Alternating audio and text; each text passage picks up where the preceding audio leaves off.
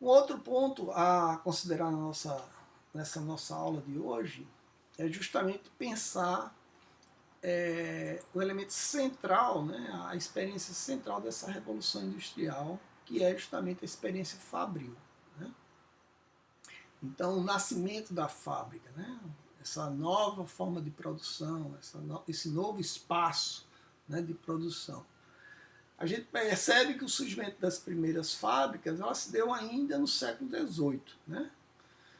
Por exemplo, é atribuído, né, a John e Thomas Lomb, né, a realização da primeira fábrica moderna, né, a Derby Skill Mill.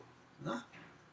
Então era uma fábrica de produção têxtil, né, que ela era feita, ela era construída, né, em tijolos vermelhos, né, os tijolos clássicos, e era uma fábrica em 5 andares, né, no formato retangular, né, e na sua fachada, o que é que a gente observava? Justamente cada andar ele era aberto por grandes janelas, onde entrava a ventilação e, sobretudo, a luz. Né?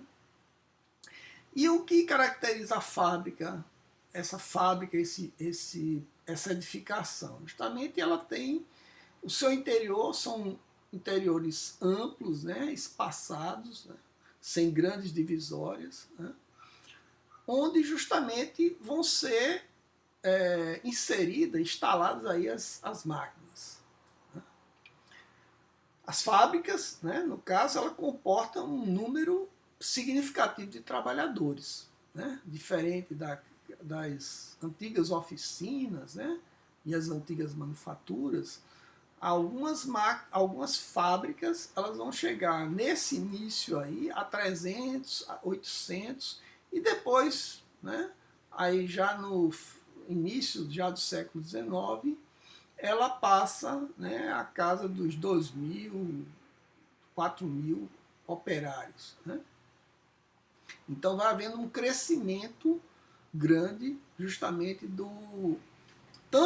da edificação quanto também do número de trabalhadores que trabalhavam no interior da fábrica. Uma questão que chama a atenção sobre essas primeiras fábricas é que elas, né, utilizavam para mover o maquinário, né, de energia hidráulica, energia que era justamente resultado, né, da força, né, motriz das correntezas dos rios. Então, isso levava ao quê? A que essas primeiras fábricas, pela necessidade dos rios, pela necessidade da força das águas, elas precisavam justamente se situar próximo aos rios. E esses rios, em grande parte, esses rios mais caudalosos, eles estavam justamente localizados em áreas interioranas. Então, as primeiras fábricas construídas tanto na Inglaterra quanto também nos Estados Unidos e talvez em outras regiões do mundo tenham sido que utilizavam justamente a energia hidráulica, elas eram construídas no interior, certo? No interior do país. Isso colocava uma questão que era uma questão problemática, que era justamente a necessidade de mão de obra. Né? Então, nesses lugares, nesses interiores, né, e às vezes lugares isolados, havia uma grande dificuldade de obtenção de mão de obra. Né? E justamente para sanar esse problema, né, é que, depois vamos ver isso, né, que os industriais eles vão começar a desenvolver um tipo de moradia, né, de uma moradia operária no entorno da própria fábrica.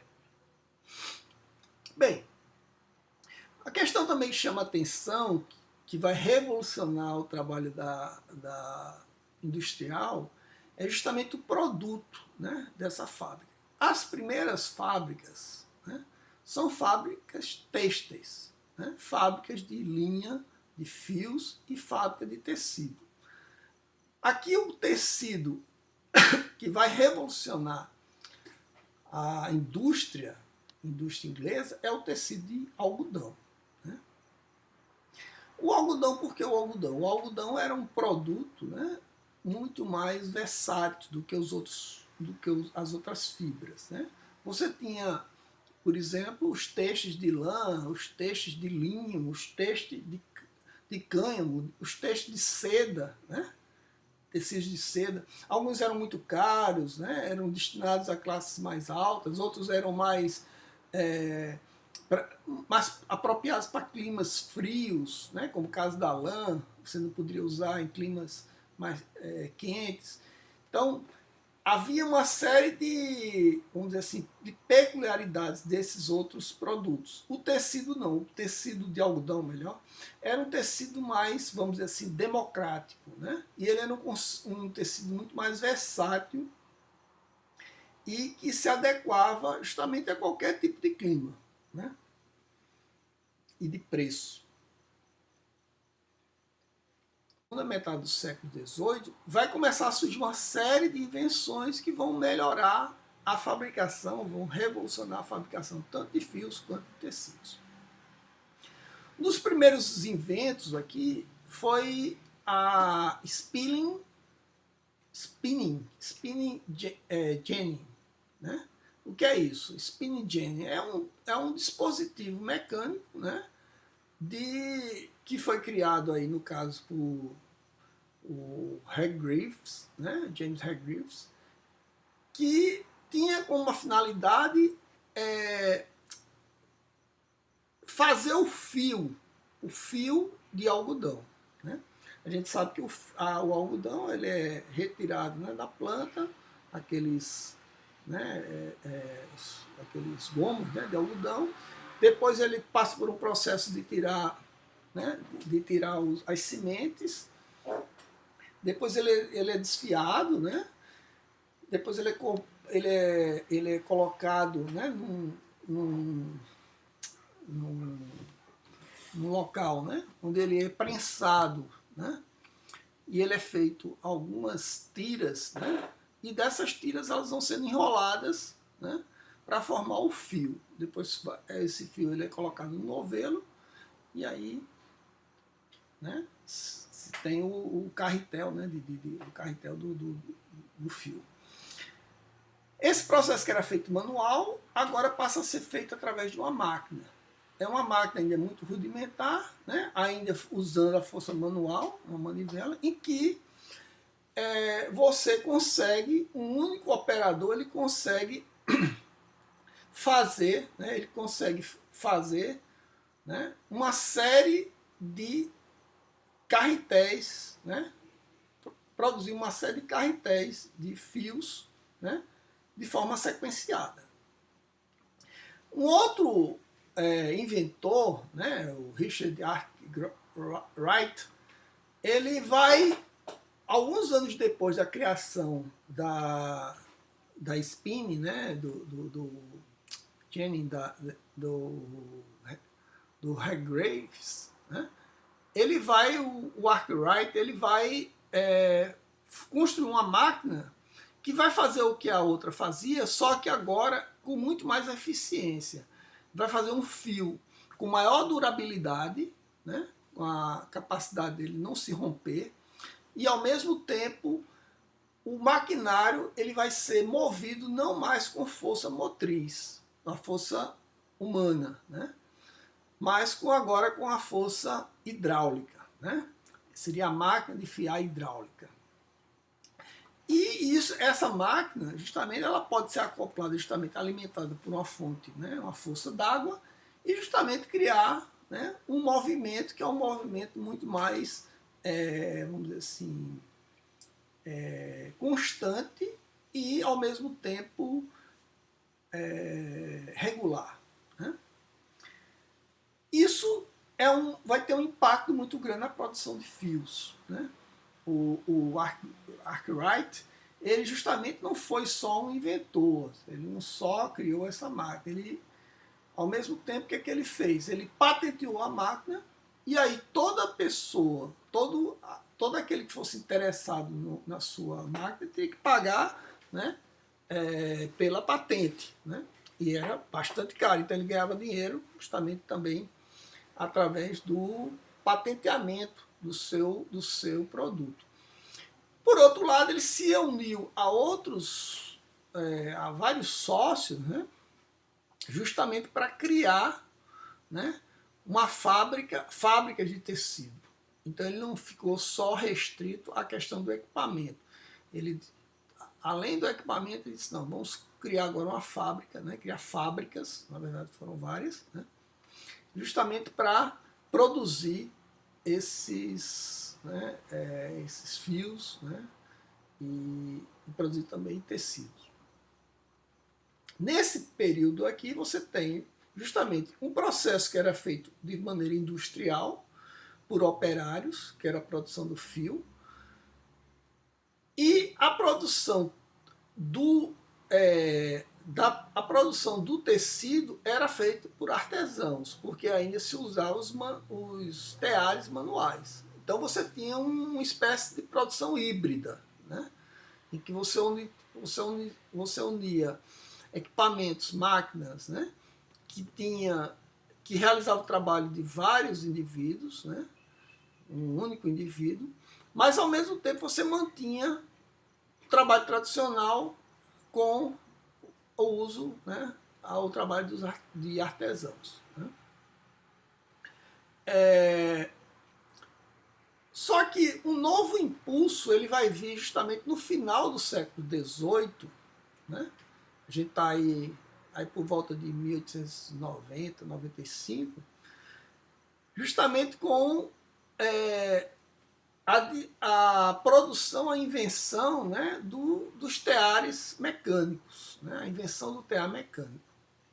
Então agora esse tear mecânico é um invento, né, um desses inventores, desses teares importantes aqui é do Edmund Cartwright, né, que ele vai inventar um tear que ele é totalmente, vamos dizer assim, automático, né? A própria máquina ela vai fazendo a urdidura e fazendo o tecido, né? Criando o tecido. Então você apenas caberia aos operários, né? No caso, a alimentar a máquina de tear com os fios, e o próprio tear ele tem um mecanismo que vai, né? Tecendo, né? E criando e fazendo o tecido. Isso, de certo modo, revolucionava todo o processo têxtil, todo o processo de produção. Né? Deixava agora não só o processo de produção da linha, né, do fio, mas até o tecido, agora todo ele feito de forma mecânica. Né? De certo modo, né, isso vai ter um impacto muito grande. O Freeman, esse estudioso, né, sobre a história das máquinas, das fábricas, ele justamente ele procura relativizar esse crescimento, né, vamos dizer assim, esse crescimento único, esse poderio do novo invento sobre os demais. E ele vai dizer que precisa relativizar um pouco na dinâmica, né, da chamada grande fábrica. Né? E aí ele coloca justamente que, primeiro, ela não significou o aparecimento dessa grande fábrica que as formas de produção não fabril tenham, né, chegado ao fim. Né? Ao contrário, elas ainda conviviam com a produção industrial e vai conviver durante muito tempo.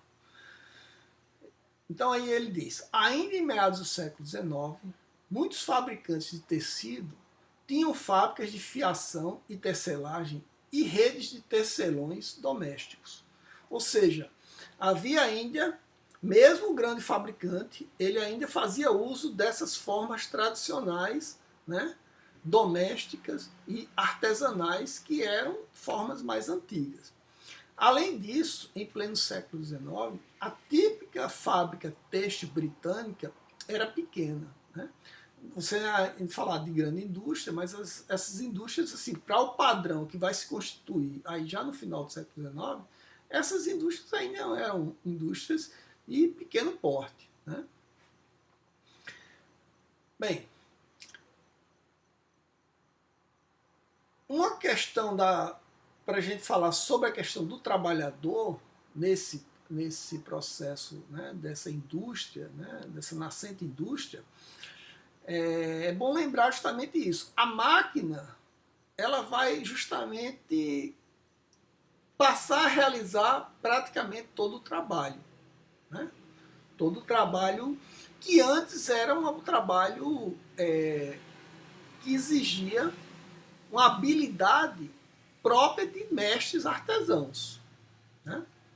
Então, fazer o fio, né, era uma habilidade que requeria que né, um manuseio que não era para todas as pessoas que tinham, né?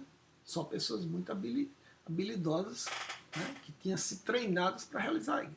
Do mesmo modo de fazer o tecido, utilizar o tear, também era uma coisa especializada. Com a invenção desses equipamentos mecânicos, isso muda completamente. Agora, vamos supor, você não vai operar a máquina, você vai apenas alimentar a máquina, né? Você apenas vai ali colocar o fio, quando o fio terminar, você vai colocar e você vai, né, regular e observar e acompanhar o trabalho da máquina. Desse aspecto, o trabalho deixa de ser um trabalho realizado por artesãos, aos poucos, artesãos qualificados, para ser realizado por pessoas que não tinham essa qualificação. Os empresários, aí, os industriais, os burgueses desse período, justamente vão buscar naquelas pessoas que não tinham essa qualificação, mas que poderiam fazer esse acompanhamento das máquinas de maneira muito tranquila, vamos dizer assim, né? Então, quem são esses trabalhadores, né, que vão estar presentes nessa industrialização no início do século, no início da era industrial? Em grande parte são mulheres e também crianças, né? Então, você vai ter crianças trabalhando a partir de às vezes 4 anos, né, até adolescência, e também mulheres, né, moças, né?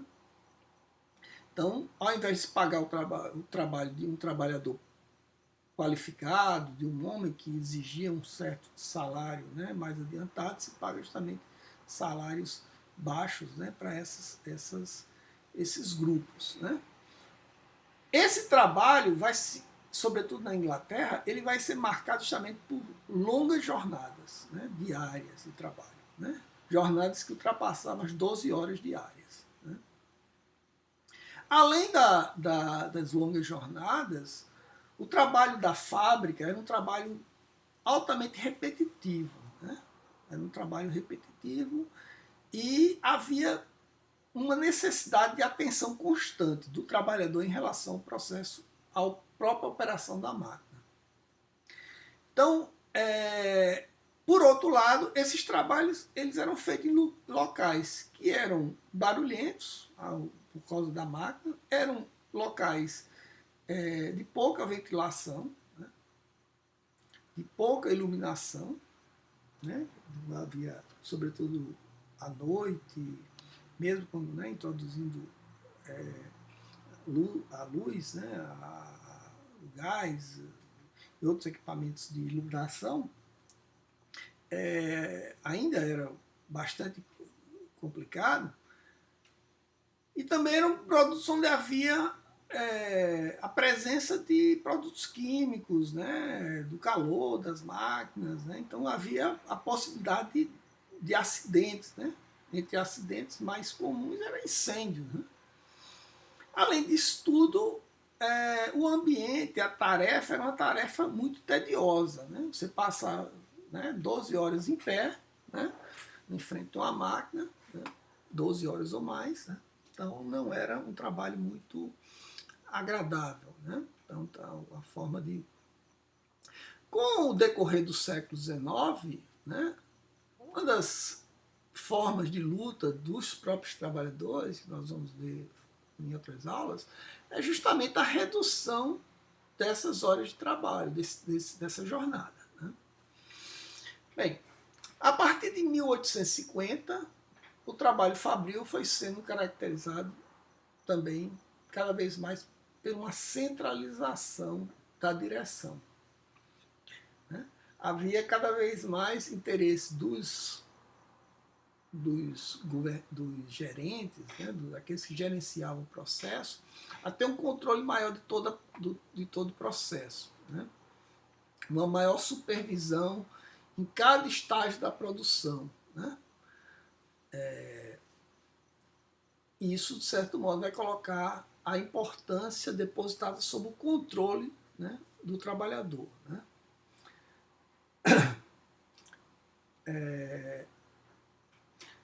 Essa forma de controlar o trabalhador, né, através dessa supervisão, né, desse olhar dos capatazes, né, que punia, às vezes até com chibatadas, né, o trabalhador, o garoto que estava dormindo ou que não estava trabalhando no ritmo que era para trabalhar.